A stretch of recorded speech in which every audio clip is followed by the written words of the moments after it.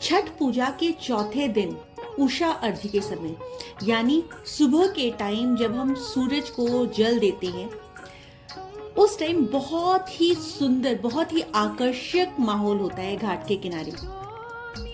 नमस्कार दोस्तों, आज हम बात करेंगे छठ पूजा के चौथे और अंतिम दिन की, जिसे लोग उषा अर्घ्य या प्रातः अर्घ्य के नाम से जानते हैं। ये दिन पूरे व्रत की परिणीति, संकल्प की पूर्ति और मनोकामनाओं के सिद्ध होने का प्रतीक है। छठ पूजा के चौथे दिन यानी सूर्य उदय के समय व्रतधारी और भक्तजन नदी, तालाब या घाट के किनारे नंगे पांव पहुंचते हैं। जो लोग व्रत रख रहे होते हैं वो लोग भी नंगे पांव रहते हैं, और जो उनके परिवार के सदस्य जो अपने सर पे टोकरी लेकर के जा रहे होते हैं, जो उनके साथ में रहते हैं, वो लोग भी नंगे पांव अपने घर से घाट की तरफ पहुंचते हैं, उगते हुए सूरज का प्रकाश देखने के लिए और सूरज को अर्घ्य अर्पित करने के लिए। ये वही समय है जब प्रकृति की ऊर्जा अत्यंत शुद्ध और बहुत ही दिव्य होती है। उगते सूरज को जल देने से जीवन में कई तरह की नई ऊर्जाओं का संचार होता है। हमारे शरीर में सूक्ष्म नाड़ियों का संतुलन बनता है। मन बहुत ही खुश, बहुत ही प्रसन्न, बहुत ही स्थिर अवस्था में रहता है। चारों तरफ का माहौल बहुत ही पॉजिटिव होता है। हमें नए संकल्पों को पूरा करने की शक्ति मिलती है। ये दिन बताता है कि हर अंधेरे के बाद नई रोशनी आती है। पूरे 4 दिनों का व्रत होता है ये। व्रतधारियों की तपस्या का फल इन्हीं 4 दिनों में मिलता है। इस टाइम व्रतधारी निर्जला उपवास रखते हैं, बहुत ही शुद्धता के साथ अपने हर कर्म करते हैं। मन, कर्म और वचन तीनों की शुद्धता का एहसास हर परिवार के सदस्य, आस पड़ोस, सब जगह आप फील कर सकते हैं। ये जो निराहार अवस्था है वो शुद्धिकरण का प्रतीक है, जिसमें बहुत ही ज्यादा नियम और अनुशासन बरता जाता है और प्रकृति से जुड़ाव फील किया जाता है। इन सब का अंतिम फल सूरज को अर्घ्य देते समय मिलता है। माना जाता है कि इस दिन की प्रार्थना सीधे सूर्य देव तक पहुंचती है। उषा अर्घ्य के दौरान थाली में क्या क्या रखा जाता है? उस टाइम आप देखेंगे सबके सूप, सबकी जो थाली होती है उसमें ठेकुआ, कसार, लड्डू, सिंघाड़ा, ईख, नारियल, केले, गन्ना, नींबू, सुपारी और जला हुआ दीपक, ये सब रखा होता है। इन सभी का एक एक आध्यात्मिक अर्थ होता है। जैसे गन्ना मीठा स्वभाव रखना सिखाता है, ठेकुआ सादगी और परिश्रम का फल बताता है, केला बताता है कि हमें हमेशा निष्ठावान रहना चाहिए और संतुलित अवस्था में रहना चाहिए। भक्त जल में खड़े होकर के, ठंडे जल में खड़े होकर के दोनों हाथों से लोटे या तांबे के पात्र को पकड़ते हुए सूरज की ओर लगातार एकटक निहार रहे होते हैं। दीपक और धूप जलाते हुए सूरज देव से प्रार्थना कर रहे होते हैं, सबकी सुख समृद्धि के लिए, अच्छे स्वास्थ्य के लिए, अपनेपन के लिए, एक साथ रहने के लिए। लगातार वहां पर मंत्रों का जाप चल रहा होता है, छठी मैया के संगीत चल रहे होते हैं। ओम घृणी सूर्याय नमः। जल को आंखों के स्तर से ऊपर उठाया जाता है ताकि सूर्य की किरणें जल पर प्रतिबिंबित हो सके। वैज्ञानिक दृष्टि से उगते हुए सूरज की रोशनी में बहुत ही ज्यादा विटामिन डी होता है, जो कि बहुत ही शुद्धतम अवस्था में होता है। इसके अलावा इंफ्रारेड लाइट बॉडी जो होती है वो हीट बैलेंस करती है। अल्ट्रावायलेट रेज पूरी तरह से कम होती हैं, तो माइंड में सेरोटोनिन का प्रवाह बहुत बढ़ जाता है, जिसकी वजह से मूड और ऊर्जा दोनों बहुत ही बैलेंस्ड स्टेट में रहते हैं। जो लोग सुबह उठ करके प्रातःकाल एवरीडे सूरज को जल देते हैं, उनको कभी मूड चैलेंजेस नहीं देखने पड़ते, उनको मूड स्विंग्स नहीं होते। सूरज देव जो हैं धरती पर चंद्रमा के साथ सिर्फ यही दो देवता हैं जो हम लोग अपनी नेकेड आइज से डायरेक्टली हम लोग भगवान का दर्शन कर सकते हैं। परिवार के लिए आशीर्वाद मांग सकते हैं। इस टाइम जब हम व्रत रख रहे होते हैं या हमारे परिवार के सदस्य व्रत रख रहे होते हैं तो हम संतान के अच्छे स्वास्थ्य की कामना करते हैं, परिवार की सुख समृद्धि की कामना करते हैं। हम कामना करते हैं, हम प्रार्थना करते हैं कि हे ईश्वर, हे सूरज देवता, हमारे शरीर को स्ट्रांग बनाइए, इम्यूनिटी दीजिए, उसमें रोग निवारण शक्ति हो, हमारे व्यवसाय में उन्नति हो, हमारे जीवन में चारों तरफ सकारात्मकता हो, पॉजिटिविटी हो। और ऐसा करते हुए हम सूर्य के लगातार मंत्र जाप करते हुए सूरज को जल देते हैं। ये जो व्रत है बहुत ही शुभ माना जाता है और बहुत ही सच्चे भाव से रखा जाता है। इसकी जो आप इंटेंस फीलिंग होती है आप बहुत स्ट्रांगली फील कर सकते हैं। महिलाओं के लिए विशेष महिमा है। कहा जाता है कि छठ मैया संतान सुख का आशीर्वाद देती है, दाम्पत्य जीवन में प्रेम बढ़ाती है और जितनी भी लाइफ में नेगेटिविटी होती है, ऑब्स्टिकल्स होते हैं, नेगेटिव एनर्जीज होती हैं जो लाइफ में स्ट्रेस वगैरह लाती हैं, उन सब चीज़ों को दूर करती है।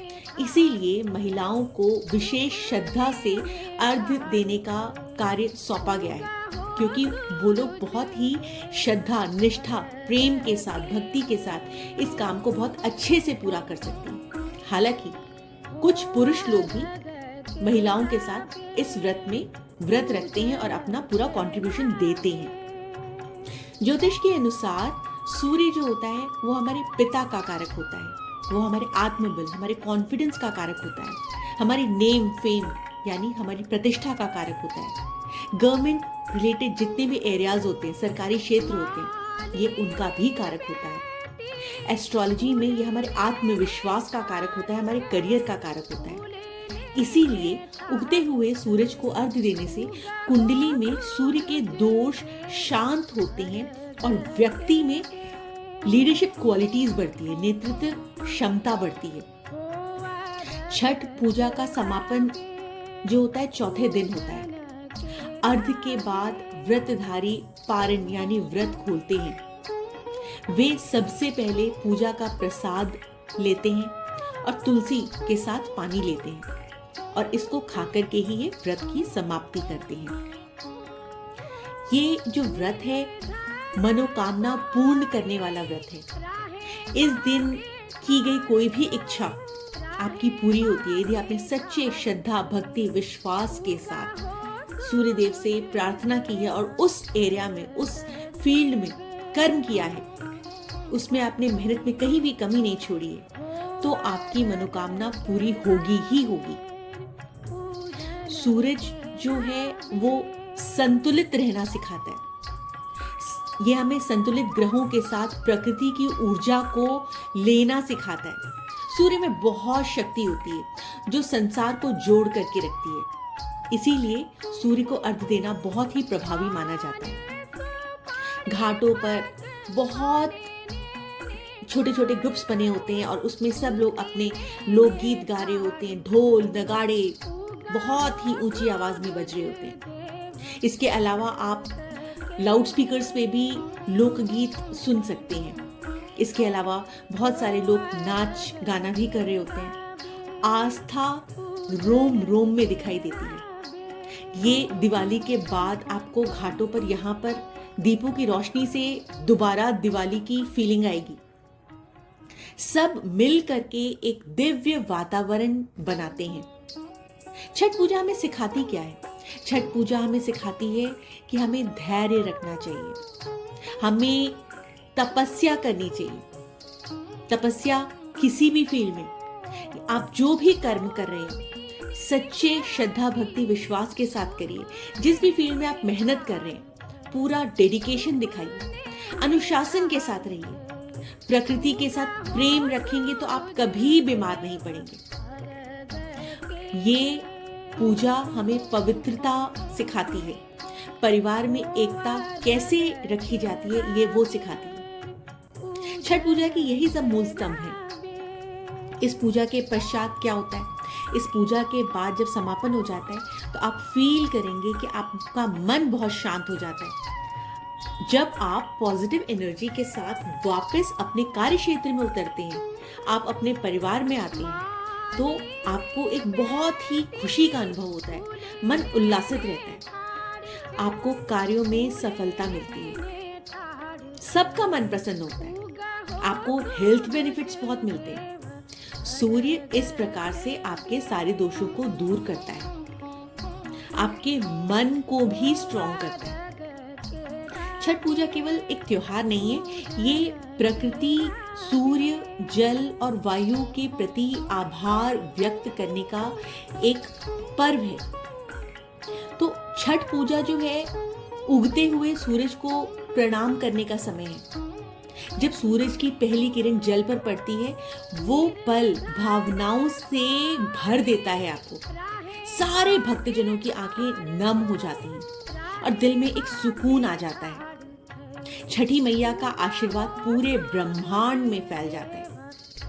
हर राज्य, चाहे वो यूपी हो, बिहार हो, दिल्ली हो, महाराष्ट्र हो, नेपाल तक में भी छठ पूजा की विविध झलकियां आप देख सकते हैं। हर घाट की अपनी एक अलग छवि है। लोकगीतों की गूंजें, दीपों की कतारें, बच्चों का उल्लास, भागना दौड़ना, माताओं की तपस्या, ये विविधता ही भारत की पहचान है और छठ इसका सबसे सुंदर प्रतीक है। तो छठ पूजा जब भी आए तो आप प्रकृति से की रक्षा करेंगे, कभी भी अपने आसपास गंदगी नहीं फैलाएंगे, कर्म करेंगे तो प्रेम के साथ करेंगे, सूरज की तरह हर तरफ रोशनी फैलाएंगे। हर घर में छठी मैया की जब गूंज होती है तो मिट्टी की खुशबू और गुड़ के ठेकुओं की मिठास आप चारों तरफ फील कर सकते हैं। यही है छठी मैया की असली पहचान। ये वो व्रत है जिसमें त्याग, तपस्या और प्रेम तीनों का संगम दिखाई देता है। कैसे देश भर के घाटों पर उमड़ी है श्रद्धालुओं की भीड़ और हर साल उसी तरीके से उभरती है। हर महिला अपने सूप में प्रसाद सजाए, बाल्टी में दीपक लिए और पूरे परिवार के साथ सूरज देवता के स्वागत करने घाट पर, नदी के किनारे, तालाब के किनारे आती है। और जो लोग घाट, नदी के किनारे या तालाब के पास नहीं आ सकते तो वो लोग आर्टिफिशियली एक ऐसा एरिया बनाते हैं जहां पर पानी को इकट्ठा किया जाता है। चारों तरफ से बाउंड्री बना करके पानी को इकट्ठा किया जाता है और लोग ग्रुप में वहां खड़े होकर के सूरज देवता को जल देते हैं। पूरे परिवार के साथ सूरज भगवान के स्वागत की तैयारी में लोग बहुत पहले से ही लग जाते हैं। दिल्ली में यमुना के किनारे मंत्रोच्चार की गूंज सुनाई देती है। मुंबई के जुहू बीच पर लहरों के बीच भक्त सूरज को अर्घ्य दे रहे होते हैं। तो पटना के घाट तो आज भी अपनी पारंपरिक छठा सबसे आगे रखते हैं। हर घर में छठी मैया के गीत की गूंज होती है, जय छठी मैया की। स्वागत है आपके भारत के कोने कोने से लाई इस अद्भुत झांकी में, जहां पर सब लोग मिल करके जय छठी मैया की पुकारे कर रहे होते हैं। उत्तर प्रदेश क्या, बिहार क्या, झारखंड क्या, दिल्ली क्या, मुंबई क्या, सब जगह, नेपाल, हर घाट, हर नदी किनारा, सब जगह प्रकाश ही प्रकाश। पूरा इंडिया, पूरा भारत श्रद्धा से नहाया हुआ दिखाई देता है। हर राज्य की, हर घाट की अपनी ही एक अलग छवि है। कहीं लोकगीतों की गूंज है तो कहीं विविधता की पहचान है। तो आइए इस छठ पूजा पर हम सब प्रण लें कि प्रकृति की हम रक्षा करेंगे, बहुत निष्ठा से करेंगे। हम नदी के किनारों को गंदा नहीं करेंगे, हम नेचर की रक्षा करेंगे, हम जानवरों को मारेंगे नहीं। जो भगवान ने धरती हमारे को इतने प्रेम से सौंपी है, हम उसका ध्यान रखेंगे। हम अपने आगे आने वाली जनरेशन के लिए एक बहुत ही सुंदर और बहुत ही व्यवस्थित धरती छोड़ करके जाएंगे, जहां पर हमारी आने वाली जनरेशन भी अच्छे से सांस ले सके, बीमारियों से दूर रहे, उसके ऊपर खतरा ना मंडराए। इस वीडियो में देखें कि भारत के कोने कोने से लाई हुई छठ पूजा की लाइव झलकियां आपको देखने को मिलेंगी। सूरज देवता को अर्घ देते हुए, छठी मैया की आराधना करते हुए, लोग गीत गाते हुए, भावनात्मक रूप से एक दूसरे को सपोर्ट करते हुए, ये जो दिव्य पर्व है ना, वो भारत को एकता में जोड़ता है और श्रद्धा के सूत्र में बांध देता है। तो इस प्रकार से आप छठी मैया का स्वागत करिए हर साल। जय छठी मैया की।